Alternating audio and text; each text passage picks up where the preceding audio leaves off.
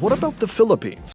In recent years, the call for a federalist government in the Philippines has been gaining momentum, with growing support from those who decry inefficiencies in the current political system and advocate for a more competitive economy. Proponents of federalism argue that it could drive equal growth across the Philippines, a challenge that has long plagued the country as much of its growth has been concentrated in Metro Manila. The benefits of a federalist government have been observed in many countries around the world, but the path to implementing such a system in the Philippines is not without its challenges. Despite the push for renewed implementation, overall reforms necessary for a federalist government to take hold have yet to materialize. This is because the issue of federalism is complex and multifaceted, with both advantages and disadvantages that need to be carefully considered. To begin this discussion, it is important to first understand what federalism actually means and its history in the Philippines. Rather than immediately debating whether the Philippines should adopt a federalist system,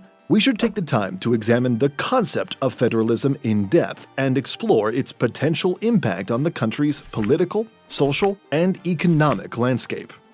Federalism is a system of government where power is divided between a central government and smaller regional governments, often called states or provinces. This division of power is meant to promote local autonomy, encourage economic growth, and ensure a more equitable distribution of resources across the country. Countries like the United States, Germany, and Australia have successfully adopted federal systems, and they've managed to balance power between the central government and their states or provinces. But what about the Philippines? Will federalism work for them? Well, before we get into that, let us first dive into the history of federalism in the Philippines.